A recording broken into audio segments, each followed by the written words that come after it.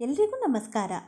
ಹಣ ಹಾಗೂ ಹಣದ ಪೆಟ್ಟಿಗೆಯನ್ನು ಈ ದಿಕ್ಕಿನಲ್ಲಿ ಇಟ್ಟರೆ ಲಕ್ಷ್ಮಿಯು ಸದಾ ಮನೆಯಲ್ಲೇ ನೆಲೆಸುತ್ತಾಳೆ ಎಂಬುದರ ಬಗ್ಗೆ ಈ ವಿಡಿಯೋದಲ್ಲಿ ಶೇರ್ ಮಾಡ್ತಾ ಇದ್ದೀನಿ. ಆ ದಿಕ್ಕು ಯಾವುದು ಎಂದು ನೋಡೋಣ.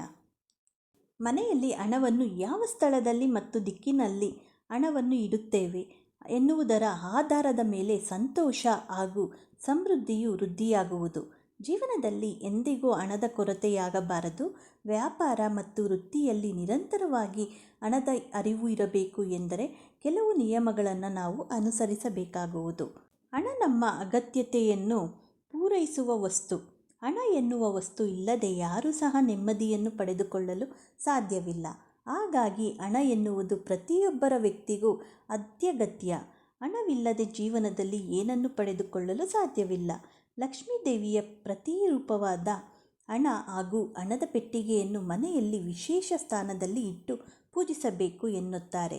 ಜ್ಯೋತಿಷ್ಯ ಶಾಸ್ತ್ರದ ಪ್ರಕಾರ ನಾವು ಮನೆಯಲ್ಲಿ ಹಣವನ್ನು ಯಾವ ಸ್ಥಳದಲ್ಲಿ ಮತ್ತು ದಿಕ್ಕಿನಲ್ಲಿ ಇಡಬೇಕು ಎನ್ನುವುದರ ಬಗ್ಗೆ ಈ ವಿಡಿಯೋದಲ್ಲಿ ನೋಡೋಣ.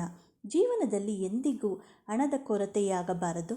ವ್ಯಾಪಾರ ಮತ್ತು ವೃತ್ತಿಯಲ್ಲಿ ನಿರಂತರವಾಗಿ ಹಣದ ಅರಿವು ಇರಬೇಕು ಎಂದರೆ ಕೆಲವು ನಿಯಮಗಳನ್ನು ನಾವು ಪಾಲಿಸಲೇಬೇಕು.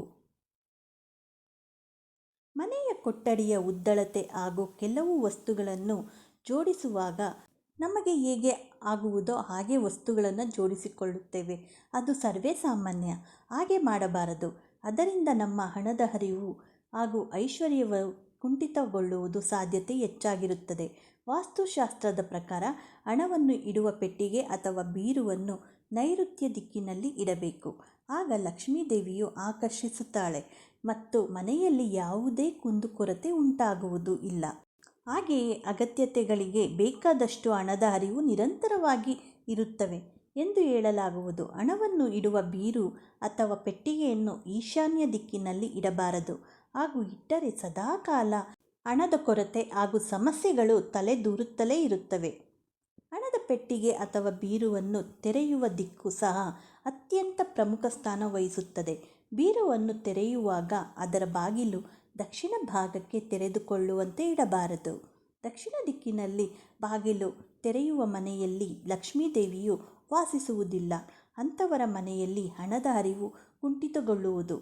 ಹಣಕ್ಕೆ ಸಂಬಂಧಿಸಿದಂತೆ ಅನೇಕ ಸಮಸ್ಯೆಗಳನ್ನು ಎದುರಿಸಬೇಕಾಗುವುದು. ಹಾಗೆಯೇ ಹಣವನ್ನು ಎಂದಿಗೂ ನೆಲದ ಮೇಲೆ ಇಡಬಾರದು.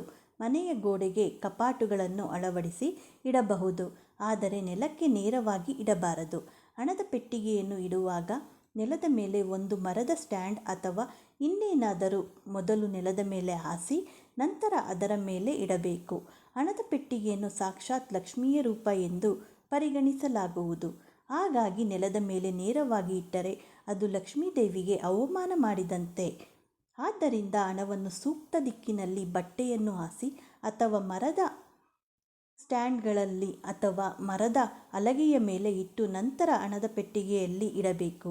ಆಗ ಲಕ್ಷ್ಮೀ ದೇವಿಗೆ ಗೌರವ ಇಡುವ ಜಾಗ ಅಂದರೆ ತ್ರಿಜೋರಿ ಅಥವಾ ಪರ್ಸ್ಗಳು ಖಾಲಿ ಇಡಬಾರದು. ಹಣದ ಪೆಟ್ಟಿಗೆಯಲ್ಲಿ ಸದಾಕಾಲ ಸ್ವಲ್ಪ ಹಣ ಅಥವಾ ಆಭರಣಗಳನ್ನಾದರೂ ಇಟ್ಟಿರಬೇಕು.